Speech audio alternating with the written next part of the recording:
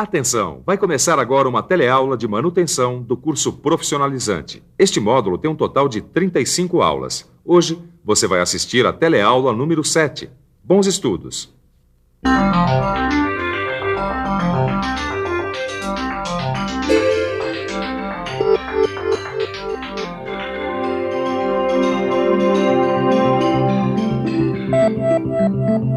Imagine a seguinte situação.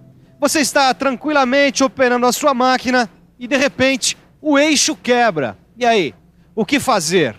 Bom, o ideal seria fazer um outro eixo ou então importar um. Mas você sabe, isso quer dizer dias e dias de máquina parada e isso significa prejuízo. Só que existe uma solução para esse problema muito mais prática e barata: a soldagem de manutenção. Esse é o tema dessa e da próxima teleaula. Hoje você vai ver a diferença entre a soldagem de produção e de manutenção. Vai conhecer os procedimentos da soldagem de manutenção e vai ver ainda os tipos mais comuns de falhas que podem ocorrer numa peça ou componente de uma máquina ou equipamento.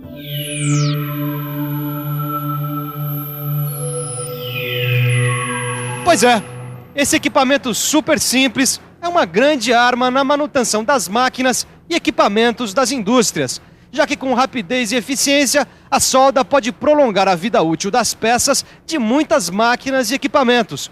E é justamente por isso que a soldagem de manutenção é muito usada, especialmente em países em desenvolvimento industrial como o Brasil. As indústrias dos países em desenvolvimento, como o Brasil, têm várias características em comum. E uma delas é a diversidade de máquinas e equipamentos. Quer dizer, numa mesma indústria, a gente encontra máquinas de diversas origens e fabricantes.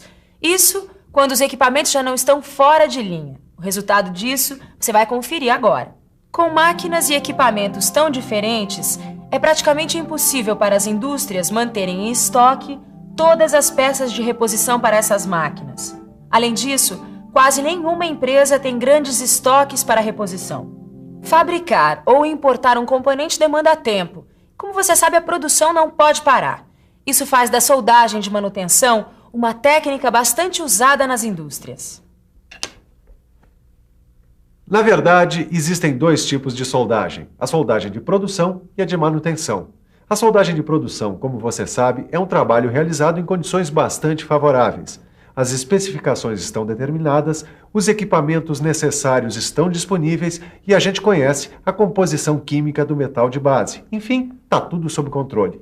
Já na soldagem de manutenção, a situação é bem diferente. A soldagem de manutenção é feita dentro de várias restrições e limitações, o que é agravado pela rapidez, porque quebrou, tem que consertar. E falando em quebrou, consertou, chegou a hora de você acompanhar as etapas para a realização da soldagem de manutenção. O primeiro passo é analisar a falha. E para isso, antes de qualquer coisa, temos que analisar o local da falha. Essa tá fácil, né? O problema tá ali, na régua, ó. Peraí, né, Caio? Ficou fácil porque você já sabia onde era o problema, não é mesmo? Continuando, depois de analisar o local, é preciso analisar a causa da falha. Se é uma fratura, se é um problema causado por desgaste ou por corrosão. No caso dessa peça aqui, ó, dá pra ver que é uma fratura. É isso aí. Agora a gente tem que determinar o funcionamento. Ou melhor, as solicitações, os meios envolvidos e a temperatura do material. Mas para isso, a gente tem que conhecer melhor o material, né? Isso é o nosso próximo passo. A gente precisa conhecer todas as características do material, o tipo de material, a dureza, o estado em que ele se encontra, se ele é revenido, se ele é recozido, se ele é temperado, se ele é cementado. Ou seja, o primeiro passo de uma soldagem de manutenção é uma análise da falha. Para isso, a gente precisa analisar o local da falha, determinar a causa da falha, determinar o funcionamento, conhecer os materiais envolvidos e o estado deles. Analisada a falha, o primeiro passo é estabelecer um planejamento de execução. A primeira coisa, é claro, é escolher o método e o processo de soldagem e o metal de adição, para depois determinar os fatores que influenciam no processo de soldagem. Fatores que influenciam na soldagem? É isso mesmo. A gente tem que planejar todo o trabalho. E para isso nós temos que analisar todos os fatores envolvidos no serviço. Tá bom, que a gente tem que planejar, tudo bem. Agora, que fatores são esses? Se vai ter pré-usinagem, deformação qual vai ser a sequência da soldagem, se vai ter pré ou pós-aquecimento, tratamento térmico pós-soldagem, desempenamento ou pós-usinagem. E essas decisões têm que ser tomadas sempre com o objetivo de eliminar as causas e não só os efeitos da falha. Eu gostei. Eliminar as causas. Ó, tá aqui, ó. O planejamento da nossa soldagem. Depois de concluir o planejamento da soldagem, é hora de consertar a falha. Mas antes de consertar, a gente precisa saber que tipo de falha vai ser consertada. Porque para cada tipo de problema, existe um procedimento diferente. É isso mesmo. A gente vai começar vendo quais os procedimentos no caso de uma soldagem de uma falha por trinca, determinando o começo e o fim da trinca e a falha com líquido penetrante. Depois de determinar o tipo e a dureza do material, a próxima etapa é preparar a região que vai ser soldada. Com uma abertura adequada para o eletrodo, tocha ou maçarico ter acesso à região a ser soldada, dependendo do processo que vai ser usado. E em seguida, a gente tem que limpar bem, para tirar qualquer resíduo de óleo, graxa ou impurezas. E aí é só decidir os parâmetros da soldagem e iniciar o trabalho. O importante é você seguir passo a passo todos esses procedimentos. Por isso, é melhor você vê-los mais de perto.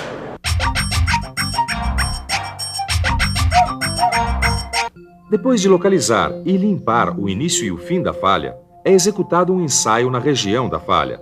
Identificado o tipo e a dureza do material, a gente faz uma abertura na região da trinca, limpa o local que vai ser soldado e, em seguida, executa o ensaio de líquido penetrante para ter certeza de que toda a descontinuidade foi eliminada. A seguir, a gente especifica o processo de soldagem e o metal de adição, os parâmetros de soldagem, incluindo, quando necessário, a temperatura de pré- e pós-aquecimento e o tratamento térmico pós-soldagem. Além disso, é necessário especificar uma sequência adequada e, se preciso, um sobremetal para o acabamento. E depois de soldar e fazer o acabamento, a gente executa um novo ensaio de líquido penetrante para garantir a qualidade da solda. Todos esses procedimentos são muito importantes para que a máquina mantenha todas as suas características mecânicas, continuando capaz de suportar as máximas solicitações exigidas durante o seu trabalho. Agora, se o problema da peça ou equipamento foi causado por corrosão, como esse aqui, aí os procedimentos mudam um pouco. Olha só, é aqui que a gente vai revestir. Já sei até como. Mas antes, a gente tem que fazer a preparação da superfície. É isso aí. Primeiro a gente precisa limpar muito bem, senão a solda não pega. Ó, agora dá pra ver que tá limpinho, sem nenhuma sujeira. Agora, a gente verifica se não tem descontinuidades que possam atrapalhar a soldagem. Perfeito! A gente já pode começar a especificar o processo de soldagem e o metal de adição. Mas olha, precisamos ter muita atenção, isso tudo deve ser feito com muita atenção para que a peça continue capaz de suportar as suas solicitações do trabalho. Então vamos lá, né? Mas espera aí. Vamos ver isso bem de pertinho, vamos acompanhar isso de perto, passo a passo, todos os procedimentos. Como na falha causada por trinca, a gente precisa, em primeiro lugar, localizar os limites da região desgastada, limpar bem e depois verificar se existem descontinuidades. O próximo passo é especificar o processo de soldagem, o metal de adição, os parâmetros, a sequência de soldagem e o tipo de ensaio para verificar a qualidade da solda, considerando, se necessário, a temperatura de pré- e pós-aquecimento e o tratamento de alívio de tensões e, se for preciso, ainda prever um sobremetal para o acabamento da peça recuperada. Até agora você viu como reparar as falhas de uma peça ou componente. Agora, conhecer as causas dessas falhas é muito importante para o trabalho de manutenção. Afinal, quando você for consertar um equipamento, quanto mais você souber sobre seu funcionamento, o material e a falha, melhor vai ficar o seu trabalho.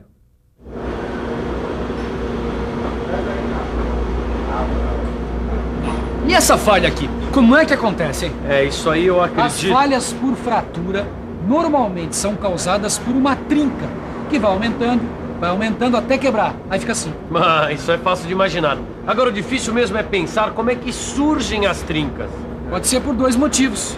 Ou muita solicitação no trabalho, ou pela própria fadiga do material. Outra situação de falha em equipamentos pode ser gerada pelo desgaste. Podem ser desgastes mecânicos, como abrasão, impacto, ou erosão, ou cavitação. Mas independente da causa, precisa-se tomar muito cuidado quando se for escolher o material de soldagem, que afinal de contas, a máquina ou equipamento precisa funcionar com segurança e eficiência depois do conserto. Dá só uma olhada. Essa falha foi causada por abrasão, que é um desgaste que ocorre entre superfícies que deslizam e giram. O atrito constante do carro no barramento provoca a abrasão, causando o desprendimento de partículas da superfície. Isso mesmo se as superfícies em contato forem polidas. Mesmo assim, porque essas partículas são microscópicas e elas tendem a se encaixar. Só que quando as superfícies entram em movimento entre si, a força do atrito gera calor. E esse calor faz as partículas se fundirem. E aí, fundidas, elas movimentam-se e a superfície sofre desgaste. Tá bom, mas como é que dá para recuperar essas superfícies, hein? Depositando um material mais duro e resistente através da solda. Já esse tipo de ferramenta está bastante sujeito a falhas por impacto. E quando isso acontece, o resultado são deformações e fraturas. Dá só uma olhada.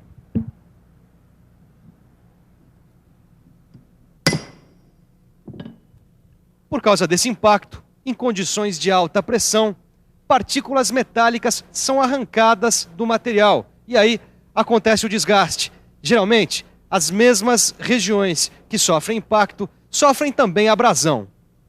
Outra falha muito comum nos materiais metálicos é a corrosão. Ela pode acontecer devido à umidade, acidez, alcalinidade, temperatura e até afinidade química entre os metais. Peraí, como assim?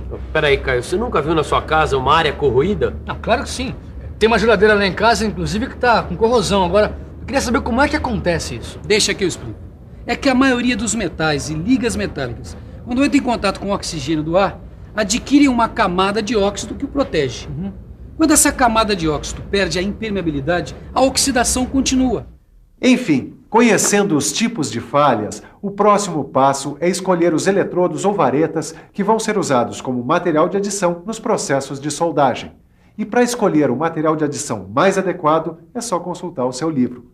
Mas antes de consultar o seu livro, fique de olho na revisão. E atenção, se liga aí que é hora da revisão.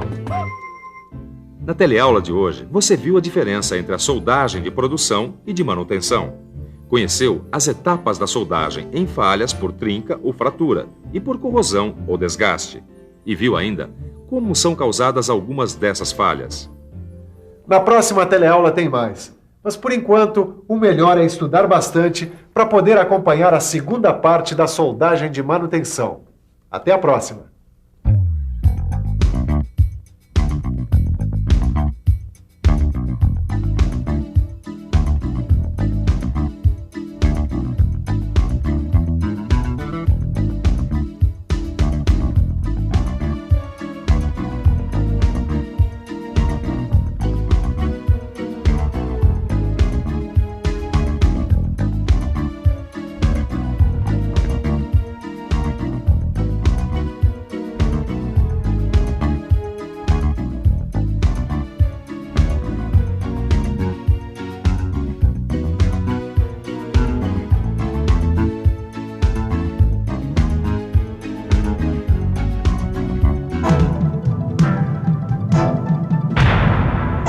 Telecurso 2000, um programa de educação do Sistema Fiesp e da Fundação Roberto Marinho.